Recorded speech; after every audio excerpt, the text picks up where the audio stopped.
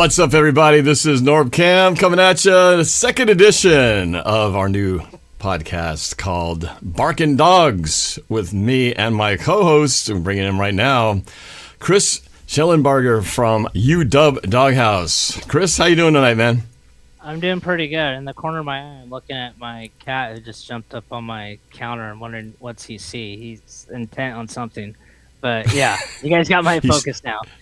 He senses that you're up to something and he wants to get your attention now. Like, wait a minute, what's he focusing on? It's got to be about me. No. Yeah, it literally just happened too as the thing popped up.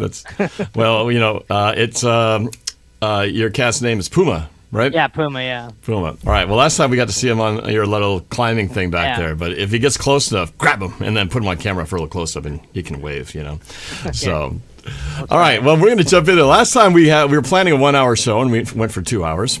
I'm going to try to really stick to trying to stay somewhat within our estimated 1 hour time and maybe have some room for some telephone calls from you guys later on to get some of your reactions to everything that's been going on in the news lately, particularly with Seahawks free agents. This has been, I don't know, I think every year it's interesting, right? Last year we had the Gino, Tyler Lockett, DK Metcalf departure, and everybody's freaking out, like, oh my God, what are we doing? And it's no different this year, with the departure of certain free agents. But you and I going into it last week, we were kind of predicting, right, like what we thought might happen when the rumor mills were going around, and we kind of got it right. I think we got everything about right, except I don't think you and I expected Shaheed to come back, right? That was a pleasant surprise. Shaheed was. I think we were both on the same page of Joe being back. I think we were both on the same page of, although we wanted Walker back, we felt he was going to be gone.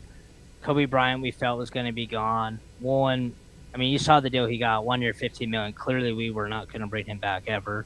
Mafe, we knew was gone.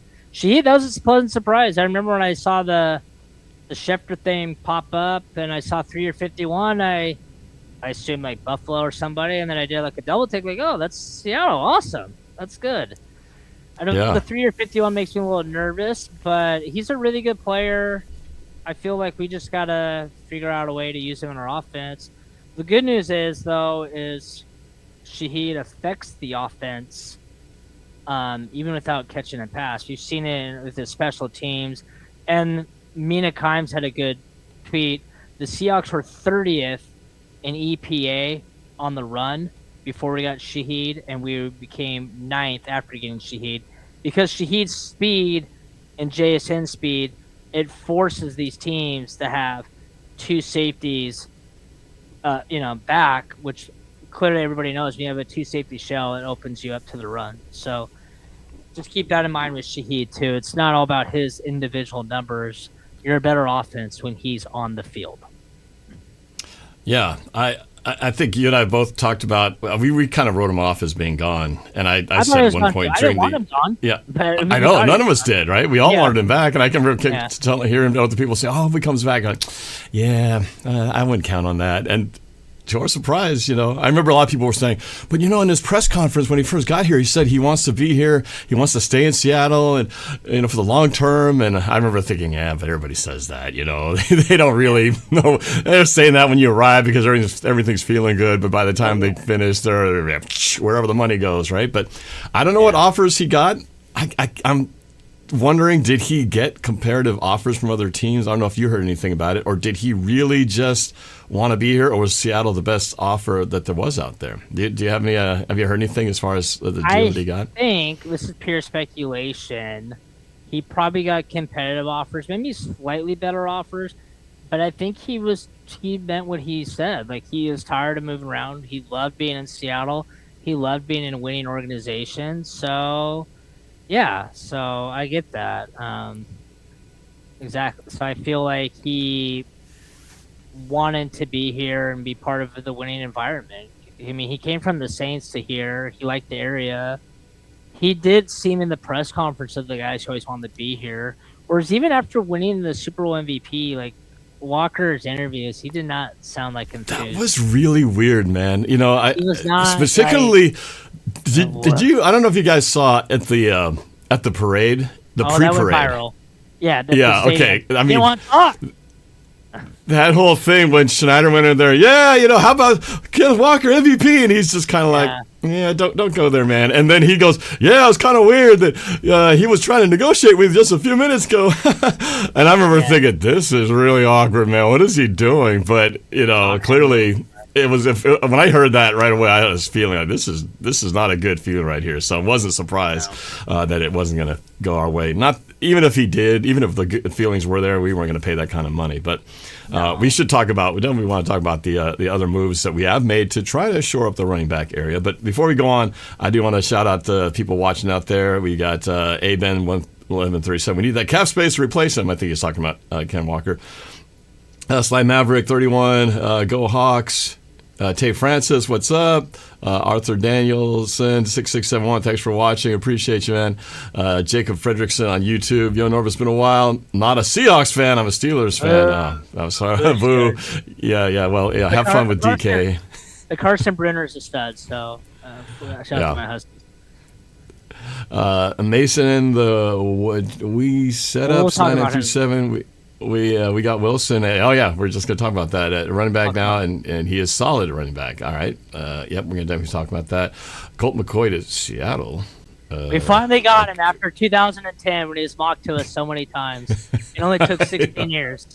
Colt McCoy has stuck it to us a couple times as a backup. Raiders 3 years, $60 million. He did, actually. He's like 2-0 or 3-0 against us. Yeah, I was like, man, what the heck? And the McCown brothers, too. Those guys always done this, too. There for a while. Welcome everybody watching on Instagram. We're doing Instagram tonight, too. So some of you guys who are watching over there, thank you for tuning in. Again, this is my co-host, Chris Schellenbarger. It is our second podcast episode of this new series that we got going on called Barking Dogs. Two Husky guys talking about sports. A lot of Seahawks, going to be some Mariners, and then Huskies, and he's starting to represent right there. We are going to try to take some calls at the end, assuming we keep the show running on time. So I'm going to leave the number up here. We won't take the calls until the end when I say so. In the last 15 minutes or so, we'll try to bang through as many as we can, assuming you guys actually do call in. So keep that in mind, and we'll do that near the end. So thanks for tuning in. All right, let's talk about this. Since someone brought up the subject about Wilson at running back, let's talk about that, because for a while we were all you and I were saying, man, it'd be a disaster to lose Ken Walker, which of course we did, and now here we are with the potential, I guess, replacement fill-in for him. What do you think about Mr. Wilson, former Green Bay Packer? I feel like Wilson's actually the Charbonnet replacement. He's 230 and runs hard. He's going to be your power back. Is he going to be your RB1? Maybe. I don't know. But he's definitely going to be another hand. I couldn't disagree more with that comment. I think Wilson, and when I looked at his 3 years, he's always above 4 yards per carry. I still think you're going to draft the running back. Schneider twice now. Now he could be blowing smoke. He's really talked up George Helani. I don't know if I want to have a Helani Wilson tandem going into the year, but I think if you draft a running back on day 2, throw him in with Helani, McIntosh, and Wilson, that's not a bad room. And keep in mind, fans, we have all 5 starting offensive linemen back. You also brought back an underrated move, Josh Jones, who filled in as your backup tackle. You still have Oluwatimi, the backup center. So you have your top 7 offensive linemen all back. You have your offensive line coaches back. You have all your tight ends are back. You have all your receivers are back too. So it's like there's more components to a running game than just that back. And a lot of the components that makes a good running game is still here. So I don't know if you saw this, Chris. Real quick, you said we have all our receivers back, but did you see this? I saw Brady Henderson an hour ago said that Tariq Young has agreed to terms with the Raiders. Did you see that? Oh, Tariq Young. Well, he's more special teams. He's special teams, kind of a, he's like 4th, 5th receiver, so it's not a big thing. But he is.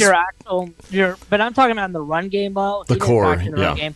Like in your run game, like you still have Shaheed who helps out the running game. And you brought back Bobo, who he was another guy like Shaheed that everyone was like, he's gone. They're not going to tender him. And then they did tender him.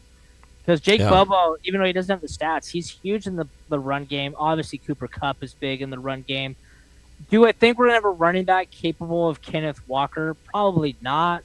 But, Kenneth Walker wasn't Kenneth Walker as recently as Week 17 against the Carolina Panthers.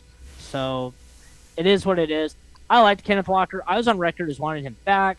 When I saw he signed for 3 or 45, I actually was happy because if it had been 3 or 36, I would have been pretty upset. But 3 or 45, right? What? Why didn't we match that? Yeah, 3 or 45, I can live with that. Yeah. Well, yeah, I know that. They said there was we can't pay K9 $50 million, bro. He's not a top 3. Yeah, and and just like you said, it kind of clarified that he just was priced out of what we were going to be able to do. So really, the only contract that wasn't ridiculous that you could have brought back, not that the team ever would, was Woolen. At 1 year, $12 million, they could get up to $15 million. That was one that, if you just go by his pure play, I would have liked to have brought him back. But like we discussed last week, his fate was sealed after the taunting penalty in the championship game. He was never coming back. Have you heard the mic'd up where you have Coach McDonald on the mic and he's talking to the ref about that penalty? It's pretty damning if you listen to it, because basically the ref goes over to him and it's right after that play. He goes, he's playing. He goes, so we've got a personal foul, taunting. It's I know who it is. It's number 27. I know who it is. I mean, he just sounds like so annoyed, and of course then it's the touchdown right after, gives up the touchdown right after that. So we all felt that way. But I thought, after that, I think, had he not done that, it's interesting what would have happened, because I think that affected his deal. Because everybody, I mean, it's not just with the Seahawks, but everybody watching, the whole nation's watching this NFC Championship game. All the teams, all the general managers, all the coaches saw that play, and I'm sure that cost him a few mil here and probably a longer-term deal than what he got with the Eagles. I mean, the Eagles needed somebody, so it's actually a good fit for them, kind of basically a tryout basis for a year and see how it goes. But, I think it cost him a lot. That one boneheaded moment cost him a lot. He was projected before. I remember the week before I saw the free agency tracker projections, and they had him going for a 4-year, $80 million, and he got 1 year, 15, and actually it's 1 year, 12. That could get up to 15. Yeah, with incentives. Yeah. Yeah, it's versus 4 year, 80. He definitely, that one mistake. And the thing is, it wasn't one mistake. That was his third taunting penalty this season. Well, I mean, that was a big one. That was the straw that broke the camel's back. Yeah, that was it. Yeah. Yeah. But and then with Coby, and the Coby Bryant deal at 3 or $40 million, like I said, thank you for the Super Bowl, but there's just no justification to bring back Coby Bryant at 3 or 40 when you have Ty Akata. You just in a salary cap sport, you have to make decisions. You want to leave yourself some flexibility at the trade deadline. But I do think I like how we're shoring up most of our role players too. We brought back Peely as well. We brought back Bobo. We brought back Brady Russell. We brought back, we talked about last week, we predicted the long snapper. We brought him back on a 2-year deal actually. So obviously they value him. But as much as fans are freaking out, keep in mind, the last time we went to the Super Bowl, we lost 30% of our snaps on offense and 30% of our snaps on defense. This year, you lost 32% of your snaps on defense. So, yeah, that's significant. But you only lost 5% of your snaps on offense. Only Kenneth Walker.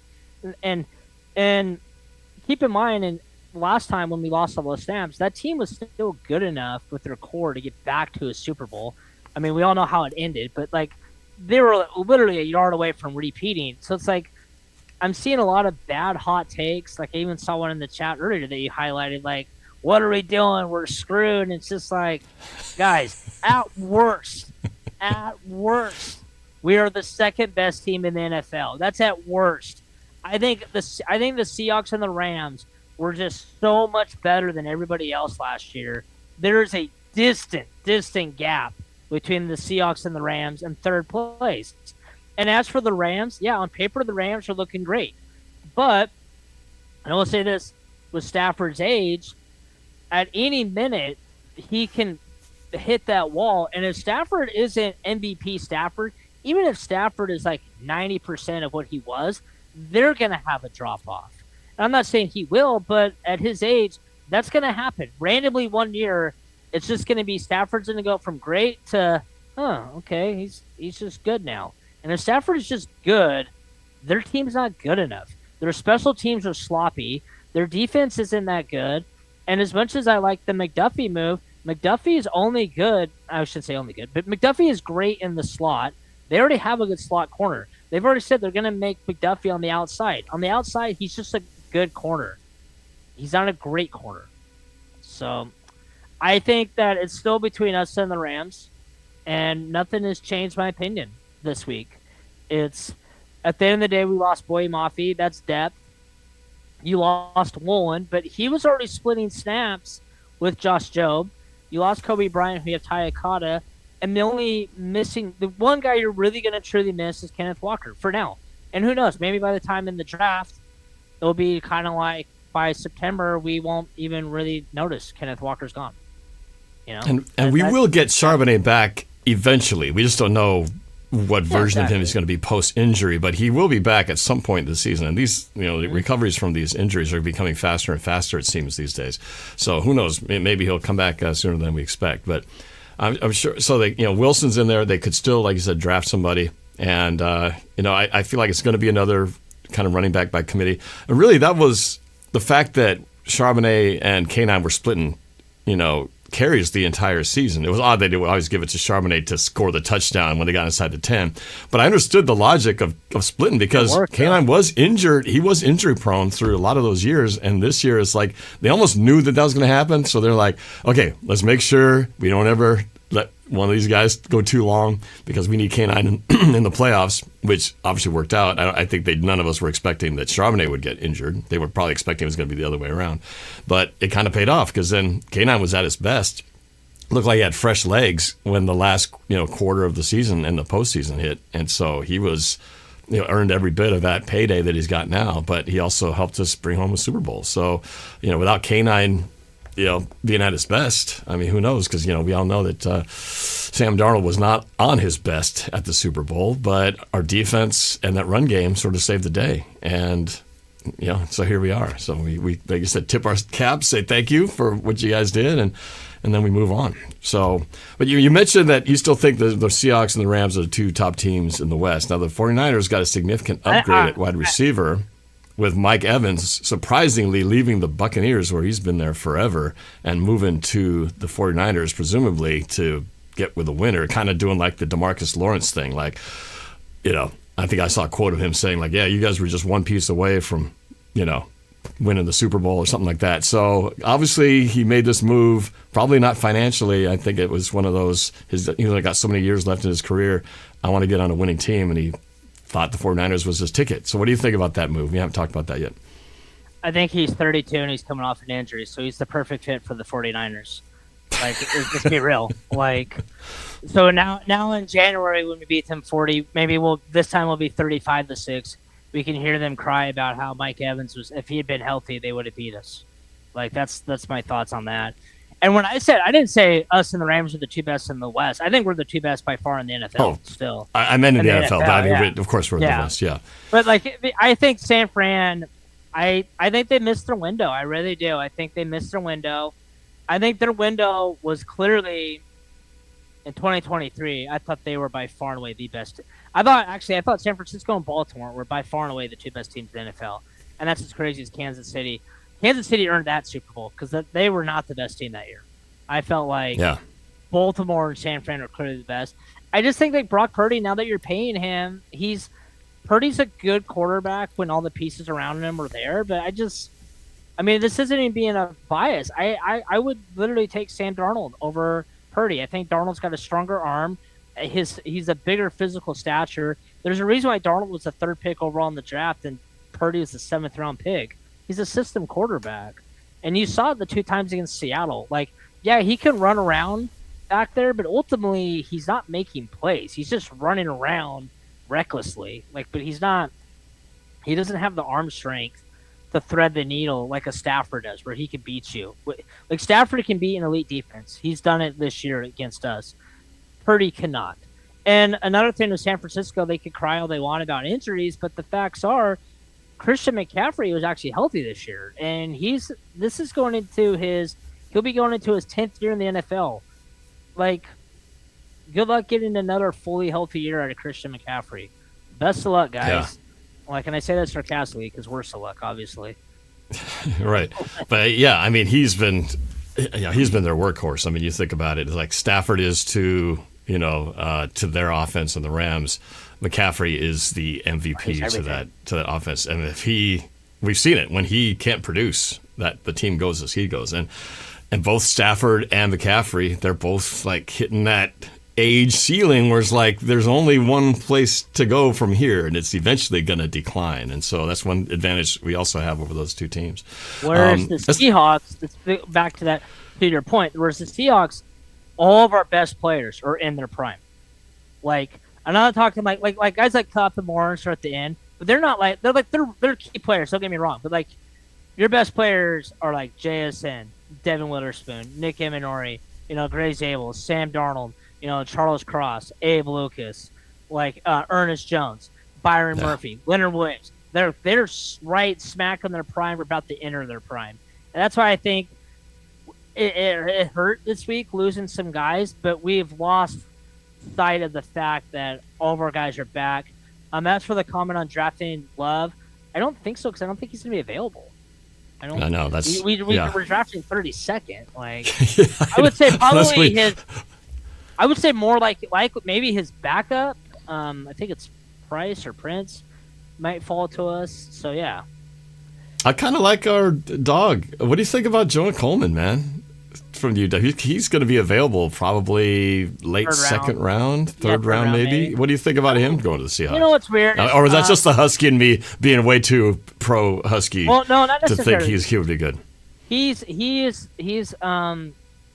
projected to go in the third round. As for Jonah Coleman, I like him, but my issues is the last 2 years at UW, he's ended the year banged up. He's never really been. He's not explosive. That's the problem. And he's almost too little. He's a bruiser, but he's almost too short to be that role. I don't think his style of running, I don't know, is conducive to having a long career. So I don't know about that. And as for who we draft first, I don't even know if we're going to have her first. I would be very surprised. You think they're going to trade back? Pick. I think so, because you have a first, second, third, and a seventh.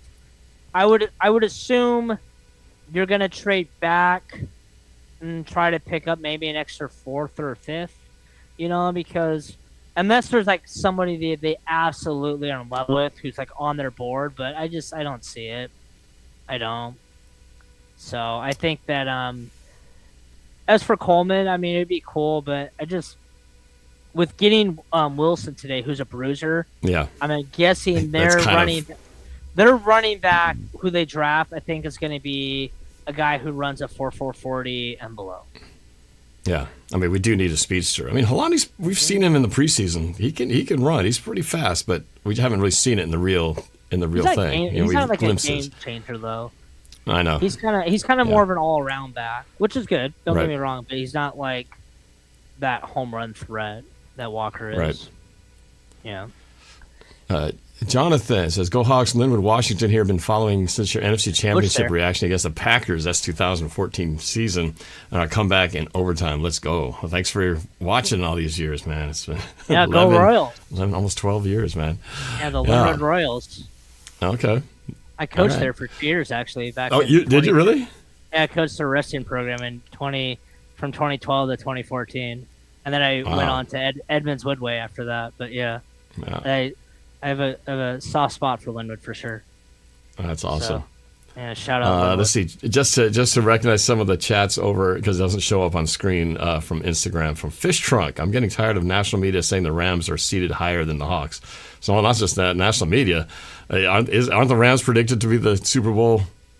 Aren't they the most likely to win the Super Bowl according to Vegas right now? After the McDuffie trade, us and the Rams were tied, and then after the McDuffie trade and us losing Walker, the Rams are first and we're second in the thing. The Ravens momentarily passed us up after the whole Crosby thing, which I don't agree with. I don't think even with Crosby they were going to be a Super Bowl contender, but yeah. But guys, you got to remember, guys, this is, it's March, March 12th. I know you haven't the draft yet. We literally got half a year till the season starts. Toon Tales Gamer says, I've been following your channel for a while. Longtime Seahawks fan. Love your content, but thank you, man. Make sure you guys, if you're on Facebook, make sure you check out Chris's channel, UW Doghouse. He writes constantly really good articles, really good writer. You're less of a video guy, more of a writer. And you get real depth on things. Mm-hmm. So definitely check him out on Facebook.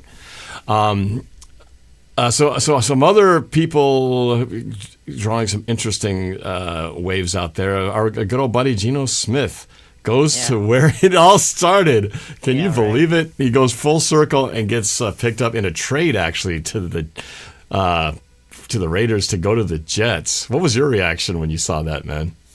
At first, I thought it was a joke. Like not even but him going to the Jets was a joke. But I thought it was a joke. But it's.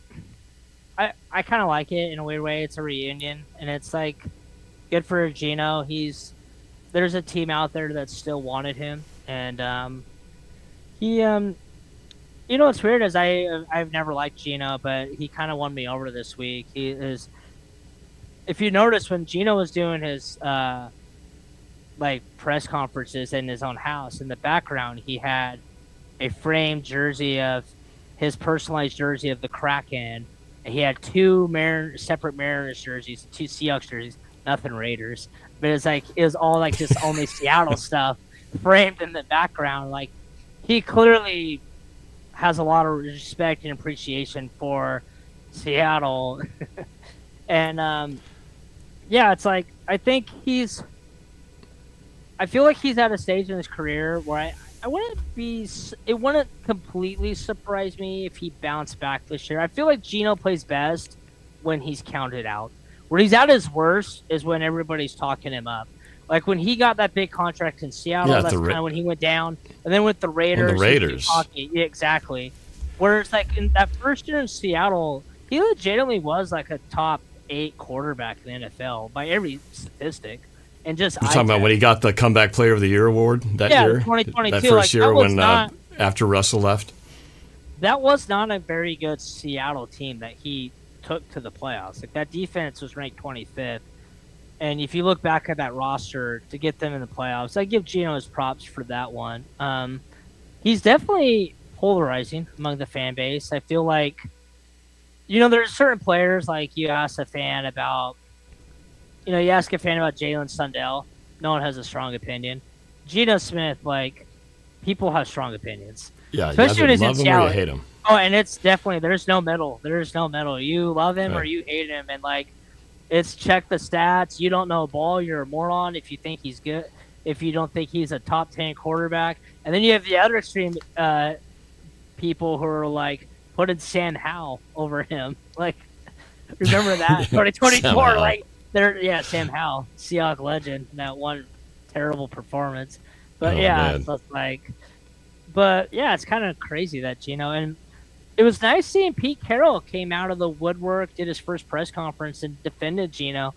I wrote the other day, and this is a slimy business. They're all trying to backstab each other, and I feel like Pete and Gino have a genuine love and respect for each other and admiration for each other. You look at, for example, Pete and Russ, they won a lot together, but, behind the scenes, Pete and John were trying to trade Russ. Russ was, running to Jody Allen, trying to get them fired. They were, whereas, Pete and Gino, they're on the same page. Although I do find it funny that Pete was talking about how, the offensive line failed Gino, and he kept talking about the offensive line failed Gino, and he's right, but you knew who coached the offensive line, right? It's Pete's son, Brennan. Maybe don't hire your son to protect Yeah, I know, him. right? That's a good point. Yeah. I found that the funniest part is the best. It is interesting, in these hypotheticals. What if Gino had stayed one more year and got to play with this defense one more year under Mike McDonald in this Super Bowl year instead of it being Sam Darnold? Would it have been a completely different scenario? Could we still have been successful with him? My gut feeling is that we would not have been, especially down the stretch in those playoff games where where Darnold had to be, at his best. Gino probably wouldn't have risen to that occasion, but he might have won a few of those games too. That I think with Gino, we still make the playoffs, but I think it's reversed. I think we're probably the number 2 team in the NFC West, and the Rams are the number 1. I don't see Gino stepping up like he did that Thursday night game, like Darnold did, and especially the championship game. I also don't see Gino having the discipline to do like what Sam did the last 4 games, which is not turn the ball over. Like Sam definitely checked his ego. Like 3 of those 4 games, Sam was just game manager. Like he just was, we're not going to turn the ball over. Gino, I don't know if he has that in him to just like, I'm going to take a back seat and just let the team carry me for 4 straight games. Maybe for 1 game, Gino could have did that, but for 4 straight, I don't know. I still think we would have been playoffs with Gino.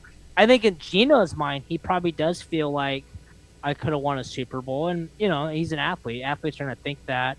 He did give a candid response. He said that it was bittersweet. And I actually respected that he was honest. He said it was bittersweet because he's like, I played with those guys. I developed those guys. Like they grew up under me. Like that was my team, but I wasn't there to get that championship. And I hope I can, get one someday. Because he says, I felt like, like those were my guys. That was like my team. Yeah. So it's interesting, but I will say in the defense of Gino, he, not so much 2024 because we had a good team with McDonald, and ironically that was Gino's worst year with us. But in 2022 and 2023, Gino, those weren't good teams, and he carried the winning records, and And as for the Drew Lock comment, I do remember heading into that 49er game, especially I was there. That's why I got in the stadium as early as possible. With the Week 18 game, right? When we were talking all about Sam Darnold's oblique and all that stuff, that the was possibility that was that playoff game actually. That was the divisional. That's right. It was Drew Lock who was warming up the team. Everyone was saying, "Oh my God, he's going to do it." Kind of like that game. I knew we were so much better than San Fran. I was like, I think we could be fine with Lock, but I was like, we're going to need Sam next week against the Rams. Yeah. Lock is pretty good. I mean, we got a pretty good backup. We've got one of the better backup quarterback rooms when you think about it. He had that 92-yard drive to beat Philly on Monday night. Yep. That's what's weird is like not like disrespect to Gino, but you could argue like in the 3 years of Gino, our best win was probably that Lock win over Philly. For his pure team, not emotional. Obviously the win over Russ's return, that's emotionally was higher, but like as far as like the actual like team and the atmosphere, I would say that Monday night game over Philly by Lock was probably the best win of that 3-year era. And it's crazy, because we should have been in the playoffs last year. I'm talking 2024 because we only missed it by, if we win that game against the Rams at home, which we had no business losing that game, that one for sure. But any number of other games that would have gone our way, Giants at Giants home. Game, I know. We should have been in the playoffs. Should have been in the playoffs both these years. Probably not Super Bowl, but or 2023 as well playoffs because like I happened to, for some reason I was rewatching our pod and then like your thing of your past clip showed up and I watched your reaction to that Pittsburgh fiasco, Pete's last home game where we lost to Mason Rudolph and they literally just ran the ball up the middle for 230 yards. They gashed us big time. Yeah. So it's like, yep. That's how that I know. goes. So we've had our share of heartbreak, man, for sure. So, it's nice to be where we're at. And, it's we're in a lot better shape than a lot of other teams out there. I mean, look at the Vikings, right? So a couple of guys before we move on to other things. We got a couple other interesting quarterback moves. Tua Tagovailoa goes to who did he go to? He went to the Falcons. Atlanta. The Falcons competing with Penix, buddy. And then we were talking about when one of the first guys released from the Cardinals, our man of short stature, Kyler Murray, and now he's going to the Vikings to, I guess, compete for the starting quarterback position. But what do you think about that move? Since Kyler, does come from the NFC West, what do you think is going to happen there with the Vikings, man? I think Kyler's better than JJ McCarthy, but I think the problem with Kyler, and even like back when we saw it here in Seattle with Russell, and Russell's way better than him, is you can't really run a system with those guys. Like those guys, they're freelancers, and I feel like Minnesota is a system. Like Kevin Stefanski, he's a quarterback whisperer, but not Kevin Stefanski, O'Connell, my bad, Kevin O'Connell, and coach. he's a quarterback whisperer. But I don't know if Murray is coachable in that way, and I don't know how dedicated Murray is to the game. Like when you have to put in someone's contract, you can only play so many hours, study, and you can only play so many hours of Call of Duty, and it just strikes me as a guy who he got paid and doesn't care. I don't know, and I feel I don't think it's going to work out. In fact, I was actually disappointed when I saw that Kyler was released because the Cardinals has been he sucks against us, especially. And when his backups play, they actually do better than him. So I actually like it when he's not injured and he's actually in there because I think he falls apart, and folds like a cheap suit whenever the going gets rough, or the going gets tough. He runs until either way. Whichever one it is. But you know what I mean? It feels like everything's great until it's not, and then he kind of goes off script. And I think it's kind of like the Russell thing, right? When guys like that whose strength is their mobility more than their pocket ability to throw, they're on a short time clock because eventually that skill breaks down, and then what's left, right? So he can still run around, he's still fast, but eventually that's going to catch up to him. They're basically they're like a running back, those kind of quarterbacks that they age really fast, and when they hit a certain age, they're no longer useful. You saw that with Russ. Russ was literally fell off a cliff, just fell off a cliff. And I remember watching him with Denver. It wasn't like he was bad because they're just the eye test is he was bad. Whereas I looked at for example, Gino Smith was bad with the Raiders, but physically watching him, he looked the same as he did in Seattle. Whereas looking at Russ in Denver, it's I didn't even recognize him, and that's just kind of how I feel about Kyler. The Huskies kind of have a similar situation. Damon Williams, for an example, he's very electric and runs around, but the problem with those kind of quarterbacks is you just can't run an offense with them, and they're just. It's a blessing and a curse because they make a lot of big plays out of nothing, but it's you just can't run a structured offense with those kind of quarterbacks. It's just the truth. So yeah, even with Russ, I think that was part of the challenges is that he was. did all his miraculous plays were those running around backyard football and get out, get open, and then just find somebody down the field or else just run it himself. But when it was just the 2 steps and throw, a lot of times I think they just can't see it, and they when they're short you can't see above the line. I think that does become an issue. So and Kyler Murray, he's shorter than Russ, right? I mean he's Russ shortest out there. Yeah, I remember Russ used to tower over him. When you'd see them do the handshake. I'm not even trolling. Russ had him by 2 to 3 inches, and it just Kyler didn't have when Russ was at his prime, he could still throw a good deep ball.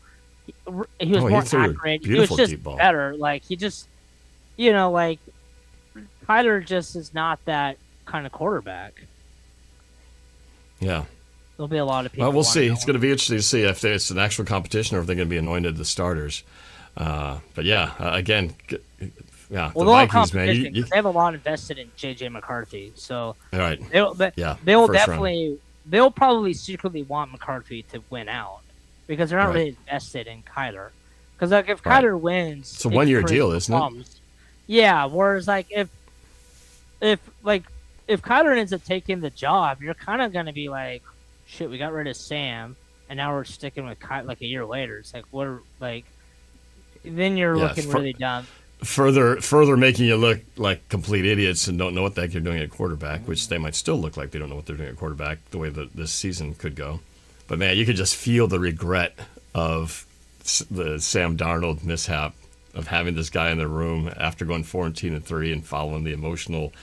He's just not good enough. Sorry, there's a reason why you don't let Pro Bowl quarterbacks leave, as flawed as they are. And And that's why, like, you better have a plan. Like, and I think Seattle fans, I was happy when he got Darnold because you're looking at, like, right now, look at Pittsburgh right now. Pittsburgh they're in the wilderness. They don't have a quarterback. They're waiting on Aaron Rodgers, who's washed up. And the problem with having that is they made the playoffs. This is a terrible draft class. It's like you can't find your quarterback in this draft. So, like, if you're Pittsburgh, it's like you're going to have either Aaron Rodgers or Kirk Cousins. Like, that's life in the NFL. That's why if you have a Sam Darnold, like, don't take him for granted. And even, like, back to when Gino, as much as he would annoy me with the red zone picks, you don't let him just go unless you have a plan because there is worse options. So, yeah. Yeah.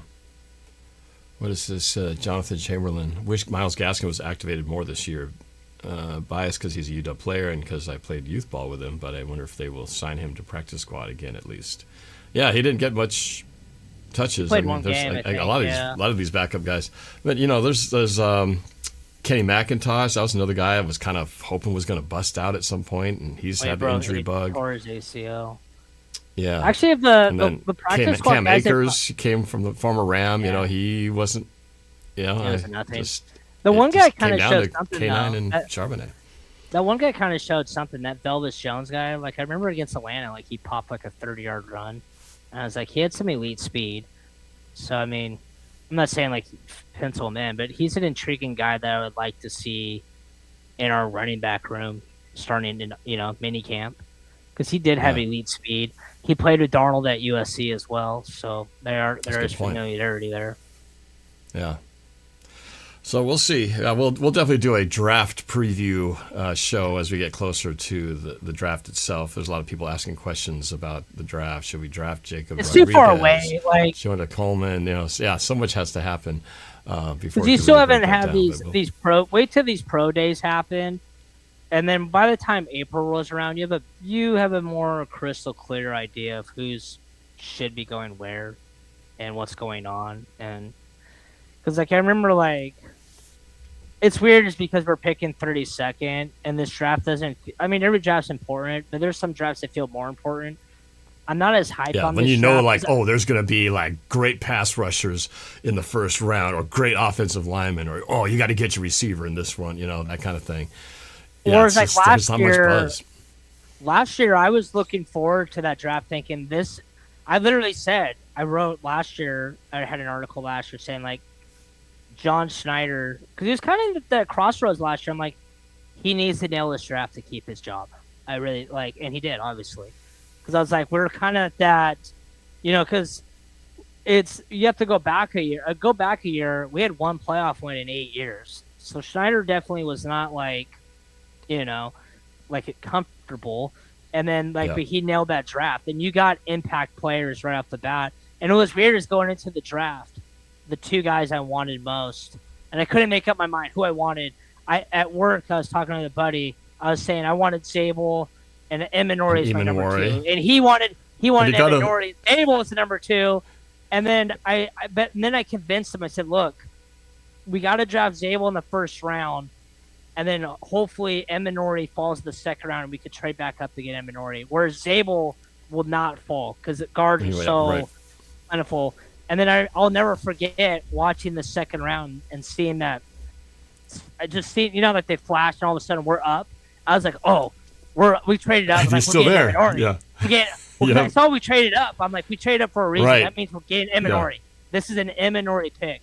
And when I saw Richard Sherman presenting it, I was like, it's Eminori. It has to be. Yeah. I was already giddy. If they drafted anybody else, I probably would have been the Super Bowl loss. I would have been I was just so I was like, this is Eminori. It's him. That's how I was. But yeah, that draft was that was a great draft. Then they got Arroyo. And that's the thing too, is I think this year Arroyo, if he hadn't got hurt, it'll be look for him to kind of have a decent year this next year.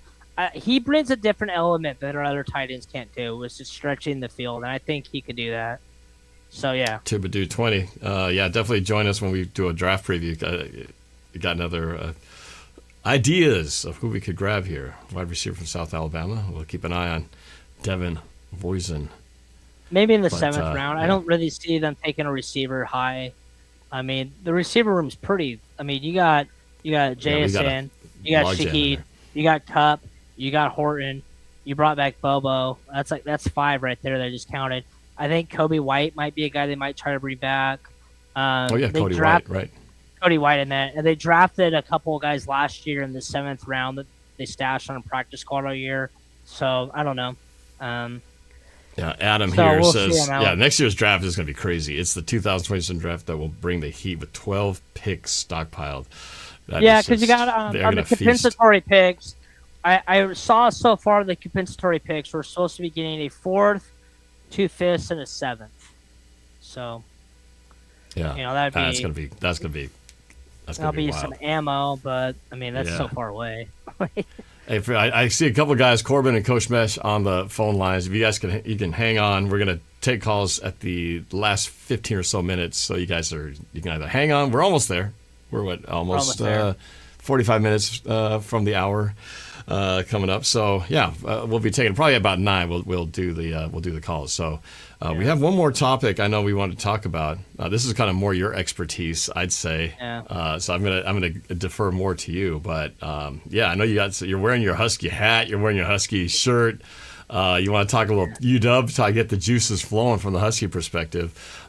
From the jump before you get to your points. The whole Damon Williams thing. That's a weird one. That whole off-season blunder with he jumps into the portal and he's going to leave, and then he realizes he can't, so he has to come back, and now he's like, I'm back because I kind of have to, and I kind of screwed up. So what do you think of that whole situation, man? I mean, do you think this can still be normalized in the locker room and the fan base and everything will just be kind of like, oh, it's okay, man, we love you, let's go? Or is it going to be a weird thing throughout the season? I think my answer to the locker room and the fans are going to be totally different. I think the locker room, he'll be fine. I think in the locker room, I think college ball now, for better or for worse, is now like professional ball. It's a business. And they know that it's a business. So I don't think they're going to begrudge Damon at all. There might be a couple kids that are going to be like, dude, you're making $4.6 million and I'm making this. There might be that, but I think for the most part, that'll be fine. For the fans, though, it's going to be weird. It's going to be weird for the fans. I think, like the first week against the Cougs, the Apple Cup, he lights up the Cougs, no one's going to care. But the first game, he struggles. The first series, he struggles. The fans are going to be on him. Because I know Husky fans, and they are a very passionate fan base, but they can be ruthless. Like, I remember going to games in the 90s where they were booing Damon and Brock Heward. I remember that. So this is a fan base that's had over 100 years of winning, and there's an expectation, and their fans expect that. Whereas I feel like in a weird way, Seahawks fans are a little bit more forgiving at times, but I feel like Husky fans, they can be ruthless, especially online and in games. It's, for me, the whole college sports in general has just changed so much in 5 years. And, for me, what I loved about college sports growing up is you see a kid as a freshman and you see him develop for 4 years, where now it's like literally these kids they're like a free agent every year. Like, imagine watching the Seahawks, for an example. We just win the Super Bowl. And now it's like, you think that this week was tough for Seahawks fans. Imagine JSN, Eminori, Zabel, Darnold. They all can leave wherever they want to go. And this is every single year they can leave. And there's no salary cap at all. They can go to the highest bidder. And they can leave whenever they want. They can go to you, come back. They can do whatever. Like, It's crazy. There are no rules. I mean, it's the wild, wild west, big time, and it's very frustrating, to be honest with you, that there are no regulations. They got to do something to structure this thing, because it's ridiculous. Because you get you get some athlete who's a star and he's here getting paid, but oh wait, these guys are going to pay me twice as much, and and I don't like the way the coach is using me, so I'm out. Loyalty, there is none anymore. And I also think it ages these coaches. Like, I posted a picture today of Coach Fish and Chris Peterson, Peterson's older than Fish, but he looks younger than Fish. Like Fish looks like I look at him today versus day one when he took the Huskies job. It reminds me of like the president of the United States when he's inaugurated and when he leaves office. Like the guy just ages like 20 years and like that 4 or 8 year run. And that's kind of like how Fish looks like. He is just aged. Like the stress of like, because you gotta not only you gotta recruit your own roster, you're recruiting. You gotta still bring in high school kids. You gotta raise money now. You're like basically you gotta be a fundraiser person. It's just like I think it's gonna burn. I don't think it's a sustainable product. I think it's gonna burn a lot of coaches out.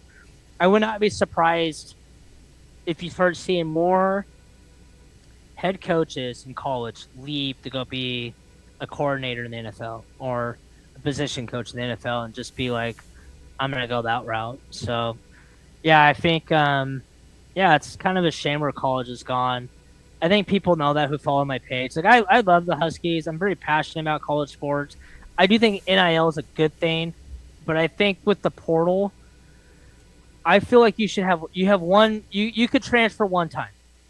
And now if your coach leaves, you could transfer after that, but these kids leaving every year, it's killing the sport. And like senior night, for an example, doesn't feel real. Like it's like oh yeah, I just got to know this kid. This isn't a guy who's been here. I just happened to be here this year. Yeah, 1 year. Yeah, so it's like it's an insane sport, and it's just crazy to me with the Huskies. But another topic I want to talk about is the WBC controversy. Oh yeah, that's right. We're going to do that before we wrap this up. Yeah. We're at the center of this controversy. Okay, so we got to set the stage in case for those people who haven't been keeping up with the World Baseball Classic. So we had a little incident that happened because in World Baseball Classic, right? So you got players from all these teams. Of course, it's international, right? Every team's got international players. So in the Mariners case, you got Cal Raleigh with the United States, and you've got Randy Arozarena who's playing on Mexico, right? Yep. It's his first time at bat, and he offers his hand to shake his hand to Cal, who's behind the plate, and he basically kind of just doesn't take it, right? He just ignores him basically, and that little gesture, non-gesture, has become this thing that has carried over for several days now. Yeah, it's like, and apparently it's not going away. You've really been writing about it and exploring it. So what's your take on it? Who's more in the wrong? Who's more in the right? And is it trending the right or the wrong way in your opinion? I think it's trending the wrong way because it's still going. So it's definitely trending the wrong way. I think on Monday, I get it from Cal. It reminds me of like the 08 Olympics when like Kobe freaking jacked Pau Gasol. But I think with that situation with Cal, and also as a catcher, someone notified me, Randy had pine tar on his hand. If Cal shakes his hand and throws the ball back to the pitcher, he gets pine tar in his hand. Yeah. But I feel like Randy looks really bad right now because Cal apparently reached out to him and apologized. Dan Wilson said, because this is the timeline. Monday, the handshake fiasco happens. After the game, Randy in Cuban and in Spanish and in English, 3 different languages, basically literally said Cal said go to hell. He went on a big rant, but he ended with that. Tuesday, Dan Wilson, Cal Raleigh, they came out and said, no big deal. We squashed. It's over. Okay. No story. Wednesday, they asked Randy about it. He says, no comment. I'm not going to talk about that guy. And then Mexico later said, we hope we play the United States again because we want to eliminate them after how they disrespected one of our players, a.k.a. the Cal Randy fan. Today, Thursday, Randy then posted a bunch of videos of other players, Dominican Republic and Venezuela. They're huge rivals as countries and everything. And their players are shaking hands. And then they add on top of it, Julio Rodriguez, the Mariners star, is retweeting those Randy retweets, aka he's now siding with Randy on this one. And there's been some speculation that Julio and Cal don't really get along. I'm just going to say, I don't want to spread rumors, but I did find it odd at the Super Bowl that Cal, George Kirby, Brian Wu, Josh Naylor, and comedian Adam Ray were all seen together. They all went to the game together. I was like, oh, that's weird that Julio's not there. I wish he would have went to the Super Bowl. Well, Julio was at the Super Bowl. He later posted of him at his suite. So it's weird like they were all at the They same were event separated. together, but they were separated. And I get maybe not sitting together, but like you're gonna meet up with especially your buddies, and because they showed like when Cal they were pre-gaming and whatnot, and you're at the Super Bowl, you know how that is. Like there's a lot of pre-game. Like there's time to meet up with someone if you want to. So it's just something to kind of keep an eye on. Ultimately, I don't think it will be an issue because the true harsh reality is if it's an issue, Randy will be traded. That's just the reality of the situation on that. Yeah. The Julio Cal stuff that came out today, that's a little bit worrisome because those two, they're the faces here. Of the franchise. They're here for the long run. Yeah. Whatever little thing you guys got, you got to work it out. Because like someone asked earlier, do you think the Mariners can make the World Series? I do. I think they have a World Series roster, but you have to get along. You have to have team chemistry. You have to have the vibes. And that is my one little worry about letting Eugenio Suarez go was Suarez brought the vibes, and everybody likes Suarez. But, I mean, the team's kind of separated right now. I think when they get together, I think Dan will – I think Dan's strength as a manager is handling people and handling the clubhouse. I think Dan will straighten things out. I think it's a good thing that Team Mexico got eliminated first because now Randy Rosarino will be back.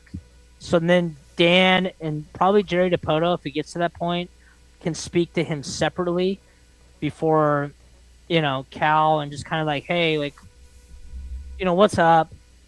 What can we do? Let's work this out. You need to do this. And so I think that'll be a better situation for them. But ultimately, it seems like such a silly thing, stupid, man. It's like you never know. Like how many times have somebody just didn't see that somebody offered a high five and you missed it, right? I mean, right. It's like you become mortal enemies after that. Yeah, and you kind of just Cal could have just somehow I don't know, handed his glove and just kind of instead of shaking the hand with the hand, just give him a little glove fist. That way he wouldn't have had an issue with the pine tar or whatever. But to be fair to Cal, though, he did lean in and say something to him. I don't know what he said, but he did lean in. So he didn't ignore him completely. Like he just didn't. The reports are saying. But I think Randy's just got to grow up. I mean, it is. No, Randy might be. He might be using this as an excuse to get because Randy's going into his final year of his contract. He wanted an extension, didn't get one. So I think there's more to this than, I got snubbed by Cal. I think that's as with athletes. If they haven't gotten their money yet, they're gonna find something that is gonna make them. There's the start of the show right there. Puma's in the house. Perfect timing. He always comes at the end. Well, that might be Puma's way of cueing us, and maybe this is the time to go to some phone calls. Let's go to the phone lines. Let's do the phone lines. Let's go to the phone lines, and I know we've got a couple of guys who've been waiting for a while. So let's start with Coach Mesh. Coach Mesh from the 423. Let's make sure I can hear you guys. Hold on a second. This is Coach Mesh of the United States in the dark side. Coach Mesh, you there? Coach Mesh, you're on. I know you've been waiting for a while. What's going on, man? Here. Long time no see. Yeah, we're here. What's on your mind? Well, that was a powerful conversation you guys had. I didn't expect that to go in. Are you there? I'm sure if you're responding to something else, or are you actually talking to us? I'm talking about the World Baseball Classic. Oh, okay. All right, so you were following on that whole thing. Yeah. Okay. Yeah. I don't know. You got any thoughts on the matter? You think Cal's to blame? You think Randy's being ridiculous? What do you think?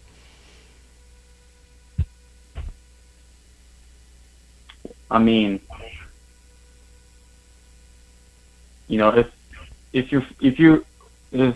you had a friend, right, and your friend was robbing your house, would you allow your friend to rob your house? Well, I'm not sure how that ties to not shaking hands with somebody, but no, I wouldn't allow my friend to rob my house. But how does that tie into this story, man? I'm just saying, like, I don't think you should have any mercy towards the enemy. So you're taking Cal's side that basically when it comes to competition, there's no friendliness here. It's like you regard the other team as the enemy. There's no being buddy. You just like all bets are off. Is that what you're saying, that Cal did what he should have done? Yes. Ah, okay. So no sympathy for Randy. Oh. Yes. All right. Well, what else is on your mind? I know you called quite a bit earlier. Did you got any Seahawks comments or questions or anything for Chris? I was surprised. I was surprised that Minnesota got Kyler Murray. I was surprised by that. I don't know. Were you surprised, Chris, at that one? I mean, I guess that's been rumored for a while, so I would say no. Like, I feel like that's kind of been inevitable at this point with Kyler, because, like, I feel like a month ago, once Arizona decided they were cutting him, it's like he's going to Minnesota. It's like the report. So now, do I think it's a good fit? I don't think so. I actually think Gino would have been a better fit for Minnesota than Kyler. they could at least run a system with him. Like you said, Kyler's kind of like running around their head cut off. Gino's at his best actually with slants, and Minnesota runs a lot of slants. Whereas Kyler, because of his height, you can't run slants with him. So I don't know what offense they're going to run with him. Yeah, might be a circus out there. We'll see. They just know they're just going like, man, we're just like wasting Justin Jefferson's career out here. We gotta find someone who can get the ball to him because we're paying him big money to basically be not catching balls from anybody. So they're like, we could have had Sam throwing him dimes, but oh well. Even he said that. Who's that? Even Jefferson said that. Remember? Remember after the NFC Championship game, he said like, "What could have been? We're 14-3, and it's just like you have to think like, this could have been us if we had just brought him back." Like he was pretty like honest and open about it. He wasn't happy. And then they fired the GM like right after that comment. It's kind of like, well, the star receiver's pissed because our GM's a moron. We got to get rid of him. Yep. Well, Coach Mess, thanks for the call, man. Let's bring in Corbin from the 206. Corbin, what's up? What is up, North? Not much, man. It's free agency time, draft coming up, Mariners coming up. It's a fun, crazy time. What about you? What's on your mind? Yeah. Oh man. This week, overall has been a very sad week for us for Seahawks fans because K9, so he signed with the Chiefs. Apparently. Went to the Chiefs, yes, and we will probably, if the scriptwriters know better, we will probably be playing the Chiefs in Week 1 because how can you not have that juicy storyline? Super Bowl MVP goes back to revenge. And we said that before, and to be fair, we both said that before he signed. We did. We were talking about the possible Week 1 games. I feel like that clinched. Yeah. It'll be hard, man, especially if we see Kanon running down the sideline like juking our defenders running into the end zone against us. That'll be a painful thing. So hopefully it won't happen. I don't want to see that. Yeah. But we'll be all right though. I mean, you're not too. I hope you're not too sad about the situation because we always have to remind Seahawks fans that we go through this every single year, and if it's not trades, it's the free agents. We see all these teams like Dallas and in this case the Raiders signing the biggest names in the country, and they were like, how come John Snyder's not doing anything? Do something, John. But we just won a Super Bowl, so we gotta remember he kind of has a good idea. Right here, the ring. Yeah, and a lot of times the teams that sell out and get the biggest names in free agency, they're often the teams that don't do very well. So you can't count. You can't count on that side of it. John's very strategic with the way he plans things. So. I would say last year was definitely harder for the fans. Like this year, like K9, he was a good Seahawk, but like he wasn't on the same level as like DK, Gino, and especially Tyler Lockett. Like that was a tough off season. We lost 3 guys who you'd arguably say were like the faces of the franchise. Right? I would say if you're looking at a billboard. I mean, Gino's definitely DK's name goes with the Seahawks. Tyler Lockett, and Gino's the quarterback, and the quarterback always gets the face. So when you took those guys away, it's like, well, who is the face right now? That was probably your top 3 worn jerseys in the stadium, or like that you lost last year. Yeah, and then they answered someone's question real quick. Patrick Mahomes should be ready by week 1. Someone asked about his injury. He, by all indications, he'll be ready. He'll be ready for the start of the season. So. He'll be. Yeah. I think. Oh yeah. I think that will be a fun week 1. It'll be the previous dynasty versus the new dynasty. Super Bowl MVP going back to Seattle. You know, you got Patrick Mahomes against the best defense. Like boom, we got the offensive genius Reed versus the defensive genius McDonald. And sign me up, NBC. I'm here. I'm here to write your script. The promo of the game. Yeah. Hey, shout out to Gemini Glass in the chat. Says, still can't believe we won a Super Bowl. Still on cloud 9. LOL. I met Gemini Glass. If you watch my little mini documentary of the journey to the Super Bowl on YouTube, and also on Facebook and Instagram, but you'll see my meetup with Gemini. He actually gave me he makes these blown glass pendants, and he gave me one. It's like, kind of cool name. That big? Yeah. And he gave me one down there at the takeover at the Golden Gate, so you can actually see his work there. But thanks for watching, Gemini Glass. Appreciate it. Yeah. So, yeah, but otherwise, what did you feel about the other moves, the players that we kept? We haven't really brought any big names in. We did get a running back, brought in from the outside. But how are you feeling in general about, besides the loss of Walker? You feeling all right about the moves so far and the guys we were able to keep? I mean, we got Shaheed. We got Shaheed back. That was a big one. Surprise. A good surprise. Yeah. So.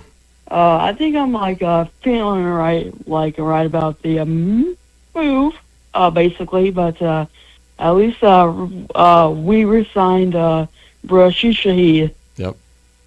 Yeah. Yeah. Yeah. That was big. Yeah, that was big, and I said it last week before when we thought he was going to be gone, and now he's going to be back. The idea of Torrey Horton and Rashid Shaheed on the field at the same time. They finally get to play together, hopefully. Yeah, because that's hopefully, the thing. They never played. Yeah. No, like as soon as exit stage left, enter stage right. Hopefully they get to play together. But you get those 2 guys healthy, assuming Horton's shin is healthy. You get JSN doing all his beautiful route running, and then you got 2 speedsters who can just stretch the field like crazy.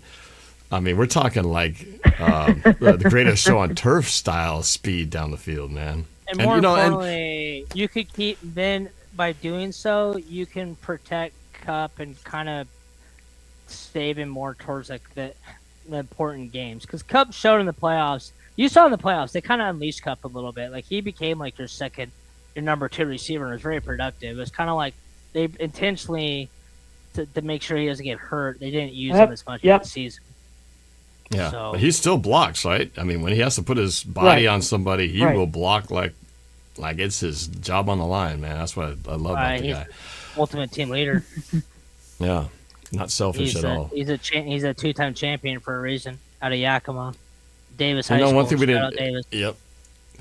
One thing we didn't talk about is, the new coordinator, the former Flurry from the 49ers. And one thing, because he was, he coached up the tight ends, right? And also assisted with the run game coordinator. What I'm excited about that is I feel like if there's anything that could improve on the Seahawks offense is utilizing the tight ends. I mean, they got crazy. Barner in on the mix down the stretch, and he always had at least one key catch almost every game. But I felt like they could get so much more out of those guys. And Arroyo, he's probably the one guy who I felt like, I know he got banged up a little bit, but Arroyo, I had higher expectations from him for the year. I feel like year 2, Arroyo is going to go off. And we're going to see Barner and Arroyo. And I think those two guys, along with the guys who stretch the field, Shaheed and Horton at JSN, and then those guys, running routes from the tight end, I think that's going to be something special next year. We didn't really see as much of it this year, and I think next year it's going to be great. Yeah. If you remember with Arroyo, Brady Henderson in the mini camps and going in the preseason said he was the most impressive rookie in practices. Like, he was flashing. Like, there was a lot of buzz about Arroyo. I remember going into the season thinking, like, Arroyo was going to have, 40 catch, 500-yard season for us as a rookie, and it just didn't happen. He saw some flashes in the seam game, but, so, I just liked it. I think Arroyo will do well. I like Fleury. I like that he's got a defensive background, too, and, he said, a lot of these coaches he's going to be coaching against, he sat in their defensive meetings, and he knows exactly what they think and what they want. Now, whether that works or not, who knows? I remember Jay Peets, for an example, he was on the Sean McVay staff, and after the championship game, McDonald, unlike McVay, wasn't afraid to give credit. He literally said, McVay did he went against tendencies, like McVay used to always do this on second down. Or the championship game, he did that. So you never know. These tendencies could go either way, but you adapt and you adjust. Yep. A couple questions here from Gemini Glass. Did we sign Jake Bobo? Yes, we just re-tendered him. I think he's going to be here. We tendered him. Yeah. Essentially, he could still shop around to another team, and then Seahawks have right of first refusal, so they can basically counter offer. I think he'll be back. And then there was another question from Jason Cherry. Does Seattle still have Shane Lemieux from Yakima also on the practice squad? That's part of the tell right now at this time of year in March. So it's I'd have to go back and look at our roster. But I believe Lemieux was actually on our practice squad at the end of the season, to answer your question as best as I could. Yeah. Yeah. Anyway, I mean, it's just talking about this. We haven't really talked much about the new offensive coordinator and tight ends and all that, and just gets me that much more excited about what's to come, because we've been talking so much about what we lost in Ken Walker, like that was everything. I keep bringing it up. It's we got to focus on what we have. We still have, like I brought up, 95% of your snaps on offense are coming back, and more importantly, your quarterback is back. And more importantly, guys, when was the first time we could able to say we've had their top 7 offensive linemen who played in snaps are back, and we're happy that they're back. Yeah. It's Anthony Bradford notwithstanding. The most consistent line we've had in years. Most of our fan base, it's 6 of the 7. For me, it's all 7, but I would say for most of our fan base, it's 6 of the 7. Yeah, we sort of agreed to disagree a little bit about Anthony Bradford last time we did our show, but he has this. I'm not saying he's just terrible. He's got moments where he's just badass, and then there's moments where he doesn't know where anybody is. I just think if you look around the NFL, the guard position is just dog-s. And, Bradford, I don't even think he's an average guard, but he's not a bottom 10 guard. So, yeah. Well, there are moments when he plays. There's a time he plays a top 10, top 15. He'll make a play. If you just focus on that play, go, damn, that guy's really good. And then just take his worst play, and you think he's, bottom 10 in the league. That's how extreme his good and bad is. It's not consistently good or consistently bad. It's wow, really, really good, really good, whoa, and then really good, whoa. It's like that. So, how about this? Cross. Yeah. Because just steady Eddie. Cross is never awesome, but he's never terrible. He's just a consistent C- to B player. I think he was better this year. I would say last year he was kind of getting pushed back into the lap of the quarterback often, but this year I felt like he held his ground a little bit better than he did compared to even just last year. I feel like Lucas, as the year went on, Lucas and Zabel improved the most. I feel like Sundell was just quietly a good center, but man, he was.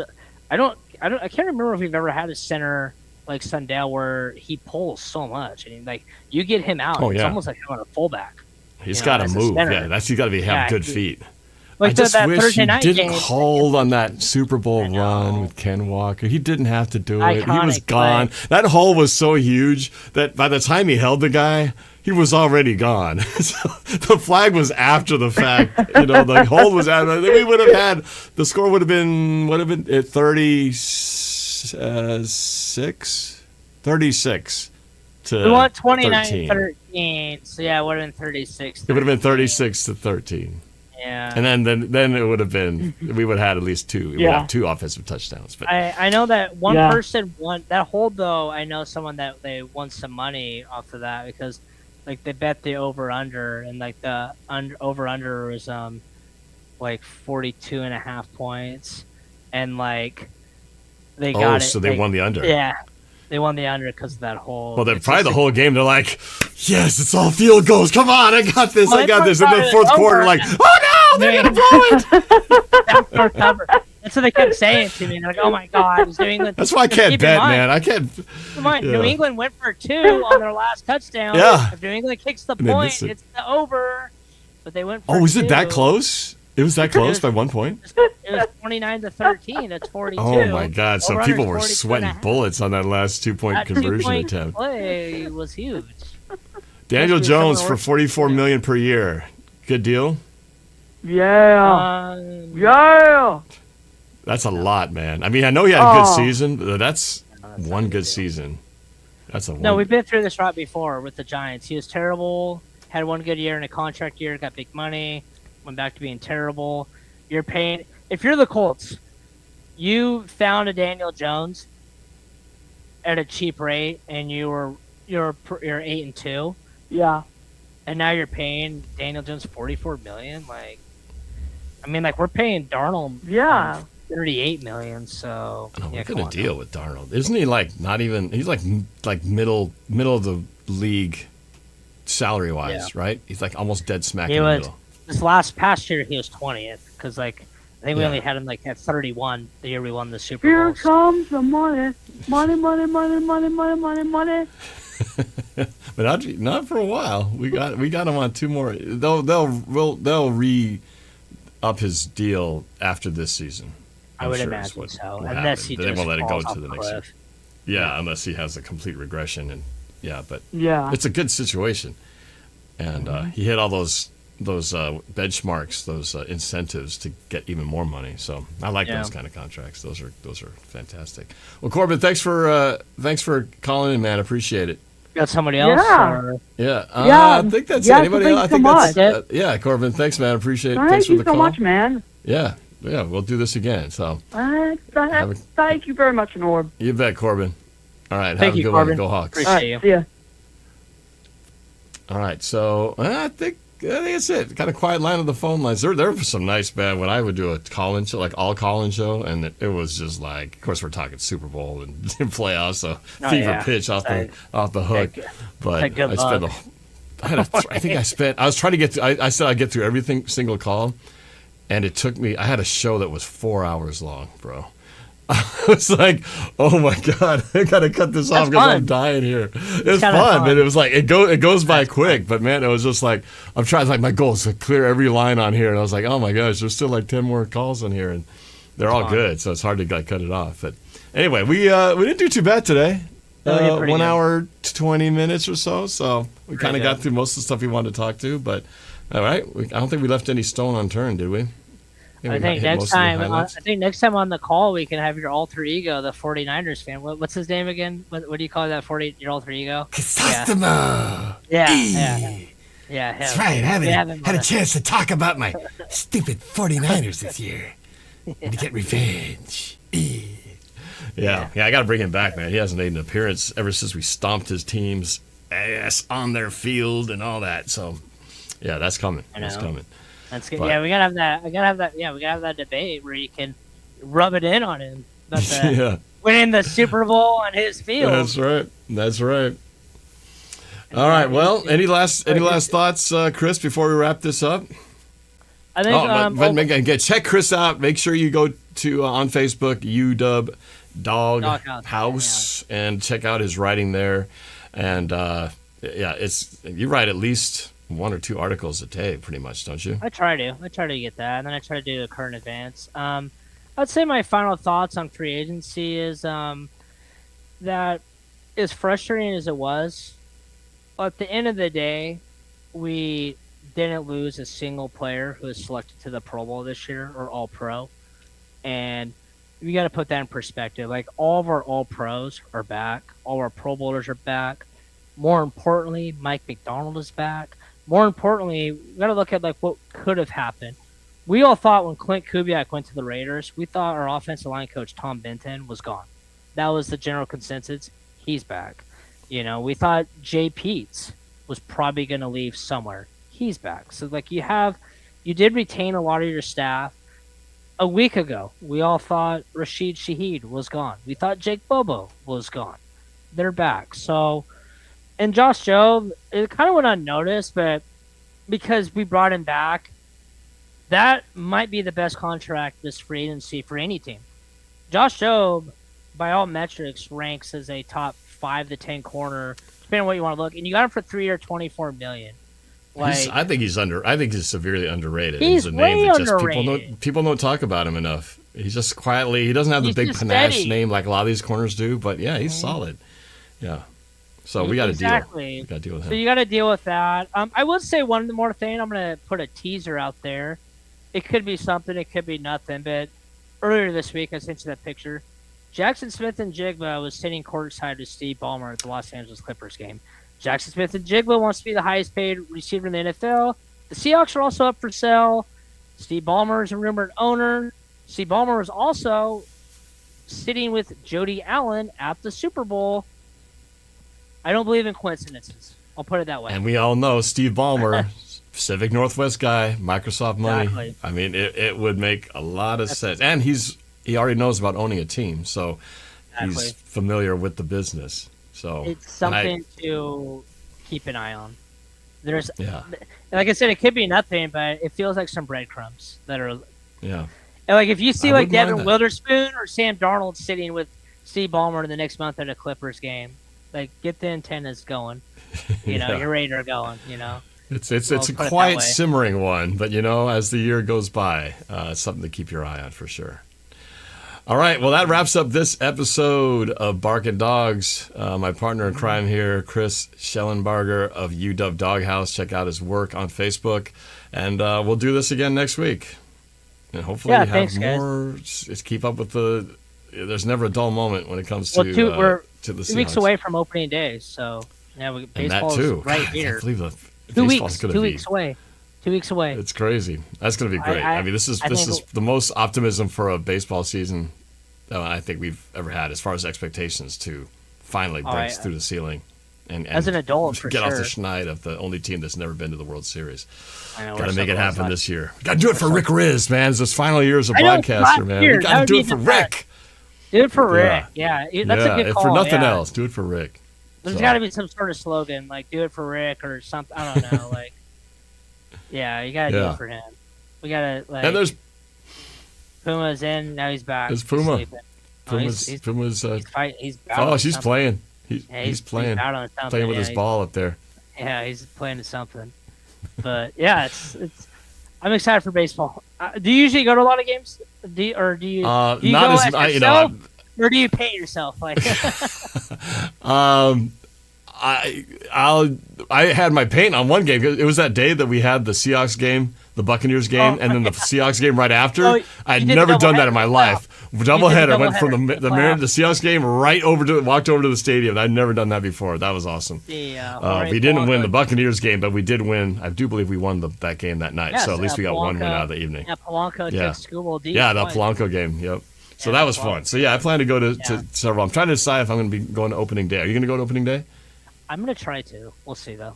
But it's 2 weeks I went to the opening game last year, and it would be fun. It's so much pomp and circumstance. I went in 2023, and as awesome as it was, it was freaking cold.